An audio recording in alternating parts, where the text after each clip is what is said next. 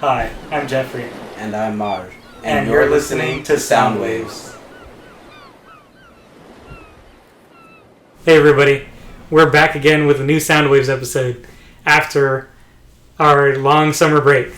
So today we went to go watch Hobbs Shaw in the 4DX theater at Regal Cinemas, the Edwards Theater that's in River Park. And so we're going to talk about the experience and the movie. So I got Rhamaj here with me, and he's going to help me tell you about what happened, and we're going to give our thoughts about both the experience and the movie. Do you want me to go first? Yeah. Okay. So start with 40X? Yeah. Okay, so 40X overall, I really enjoyed it. There were just some things that I thought were unnecessary, but as far as how it added on to the experience of the movie as a whole, I would definitely say I'd recommend it, and I think it was $19? After tax, yeah. Yeah, okay, so for the $19 that it cost, I would definitely say it was worth it. It made the movie feel like, kind of like you were experiencing it in a whole nother way compared to how normal movies go. It's kind of like I'd compare it to a roller coaster as you're watching a movie, and it's definitely something I'd recommend. I really enjoyed it. What did you think about it? Yeah, I agree that it was like a roller coaster because they move you around so much. Yeah. And they move you in sync with the movie's actions. So if there's a car chase and the people in the car turn left, your seats will kind of tilt left. And so I thought that was really cool. And if it was weird when one of the characters was running in the beginning of the movie, it kind of bounced like we were running too. That was kind of weird. But overall, the movements that they did were really increased the action-packedness of the movie. And it made it more, I would say, fun to watch it. Except for the fighting scenes. When it was like hand-to-hand combat, there was just too much motion for me. And it was unnecessary. I didn't need to feel like I was getting punched in the back every time every time somebody got hit in the back with something or got thrown on the ground. And one of my favorite effects that they did was the rain. And there's a storm towards the end of the movie. And they do rain. And then, there's the thunder sound effect in the movie. And then there's flashing lights that they have in the theater. And it just makes it seem like you're there, which is really cool. What was every scent? They had the air on the leg. Yeah. They had the water. Yeah. They had the smoke. Mm-hmm. The lights. The wind. Okay. They had fans above us. Yeah, I felt that. It was getting cold at parts. Mm-hmm. The back thing was I don't know how to describe it, but it's like you're getting punched in the back. So, yeah. And that was it? That's actually a surprising amount. Well, and the movement, of course. The seats moving. Okay. Going forward, so back, left, 7 right. different types of movements. Oh, they also had smell. But they didn't use it, I don't think, did they? No, they use it in the trailers, I think. Yeah, during they do a little, what do you call it? Oh, yeah, that's what it was. 4DX intro. Yeah. Where they show you all the things that the theater can do. It's sort of like the IMAX thing. Yeah. If you've ever seen that, they show the IMAX logo and then they talk a little bit about IMAX. Yeah. But the smell, I'm kind of glad they didn't use the smell because the smell was weird. Because it was there was a breakfast thing. There was coffee and pancakes or something like that. Yeah, but it didn't smell. It smelled weird. Bad. I don't think it's bad. It just depends on how they use it. Yeah. Although, yeah, for a movie like this, it's definitely not necessary. Yeah. So, would you recommend... would you recommend the 4DX theater to try it with a different movie, or would you recommend it with this movie? I would recommend it with this movie, but if not this movie, something similar to this movie. So just overall, you recommend going? Yeah. I recommend going to see an action-packed movie because you're probably going to get your money's worth. Mm-hmm. They were showing Toy Story 4 in 4DX, and I don't really know what they would have done with that because there wasn't nearly as much action as there was in this movie. So I feel like if you want to go watch a movie in 4DX, make sure it's something like this movie, Hobbs Shaw, or maybe a superhero movie, a Star Wars movie. They were showing Godzilla, which would have been insane because that movie was already sensory overload, and we watched it in the IMAX. You're saying insane in a bad way? Insane, too much. Yeah, I think. I don't think so. Dang, that would have been amazing. I was thinking about it, but we already had our tickets for IMAX before I found out that they were showing it in 4DX. So yeah, I agree with Maj. I recommend it for this movie specifically. Since the movie's new and it just came out. So you're killing two birds with one stone. You get to watch a new movie, a good movie, and we'll talk about that in a second. Or at least I think it's good. I want to hear what Maj has to say. And you're also getting to experience 4DX. And the combination of the two is just really good. And I feel like it's a perfect match for this movie specifically. So, compared to IMAX and 3D, how would you rank it? Because you have IMAX and that's almost the same price, and then you have this, and you have 3D, and then you have a whole bunch of other location exclusive types of rooms. Mm-hmm. So you have MPX at Maya, and I know Regal has RPX, but I don't know if Edwards has it. But what would you rank it compared to the other ways you could see a movie? I'd put it on the same level that I put MPX and IMAX and then that's also above 3D, because not every movie is meant for 3D. So the top? Yeah, I'd say it's the highest level that you can, which makes sense because of the price, but yeah, it's definitely that price for a reason, I'd say. Yeah, I would agree. I don't know if I put MPX on the same level as IMAX. What? Because even though MPX is good, and Dolby Atmos. That's good too. Have you ever been there? No. It's the super well done sound. So they have speakers pretty much everywhere on the ceiling and on the corners of the walls. What is it called? And Dolby Atmos. And it's Dolby? Dolby. Oh, okay. Yeah. So, it's not theater exclusive like MPX is, but they have a whole bunch of them all over the place. Mm-hmm. Maya, I think, is the only one that has it in Fresno though. But yeah, I don't know if I put MPX up there just because MPX is, isn't that just what would you even say that is? Just it's a really large screen, but also all the seats are kind of catered in a comfortable fashion so you can enjoy the movie no matter where you're at. I guess so, yeah. Yeah, so I'd put IMAX and 4DX on the top, then I'd go MPX a little bit under that with Dolby Atmos. And then 3D under that. Mm-hmm. Because, I don't know, after Endgame, we saw Endgame in 3D. And I don't know, I think that kind of turned me off from 3D for a while. It was just a little much for 3 hours of action. 3D action. Okay, so Hobbs and Shaw, what do you think about it? And then I'll give my thoughts.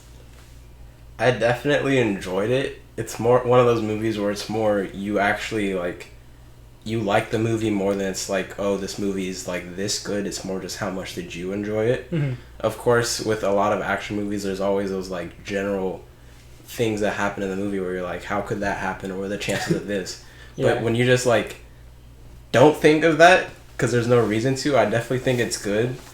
Comparing it to Crawl, where I told you that it was this situation of it was all these situations that shouldn't be happening. I don't think it was as serious as that. I think they handled it really well. Yeah. I think the story was really good and really entertaining, although I was thinking to myself the movie felt long for some reason.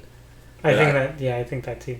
It was really good. It was kind of I'd compare it to Aquaman in the sense that it felt like there were these stages throughout the movie that they kept going through. Mm-hmm. And I really liked that about the movie. Overall, I don't know if I could rate it, but as far as how much I enjoyed it, I would definitely say it's one of the most, just below the Shazam and Us type movies. It's definitely up there. Right below that. I'm not saying it's third, but it's below that level. Oh, okay. Yeah, so I do agree that it did feel slow sometimes, and I feel that's because they have to, you said they were going between different missions mm-hmm. and stuff, but in the it can't just be one long mission. So then they have to have one thing you have to do, and then there's a little break, and then maybe some character development, mm-hmm. and then another big thing, and then some more. And sometimes the character development or the little breaks that they took to go talk to somebody new wasn't always interesting. I really liked one of the famous celebrities who had a cameo in it. I won't spoil who it is, but it was really funny. They're in a diner, and I think that was one of the funniest breaks, because it's not it was where they were getting their mission. Yeah. But I feel it was the most well done part, because the dialogue was fast paced and it was funny, and you were still retrieving the information that you needed to know, mm-hmm. and that Dwayne Johnson needed to know before he went and did his thing. Yeah. And I do think it being an action movie, yeah, you can suspend your disbelief a lot. So they seem like Jason Statham and Dwayne Johnson seem a little superhuman sometimes. Yeah. And every once in a while you roll your eyes. You're like, what? Like, why would that happen? Because at one point Dwayne Johnson, it's in the trailer, so I'll say it, but he jumps out of the building, and then he like falls down the building and then grabs another guy. Remember that part? Yeah, towards the beginning when they were running down the building. I don't think compared to other things that happened in the movie, that wasn't too far-fetched. Really? He was free falling. And then he grabbed. I know, but he directed himself to where he was gonna go before he started falling. It wasn't like, I guess, yeah, he controlled himself mid-flight. And yeah, so there were just some little action, over the top things that.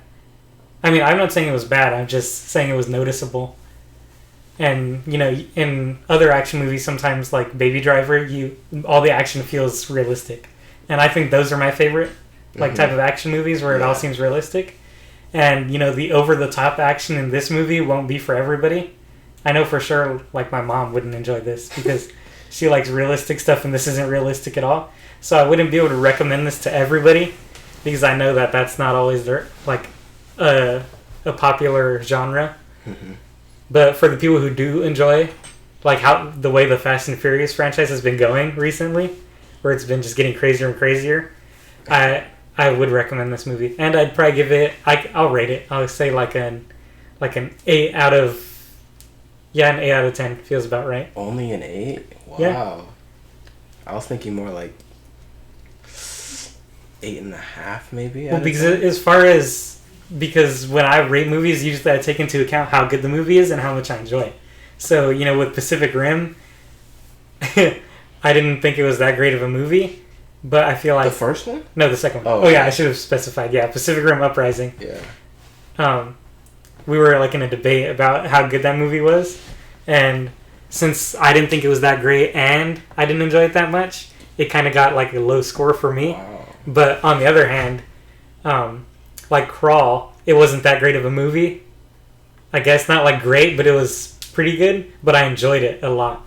So that brought it up to... I think I gave it, I gave Crawl an 8 too, something like that, around that range. Jeez. That's just because I enjoyed the premise of Crawl, or no, I enjoyed the execution of Crawl more than the premise.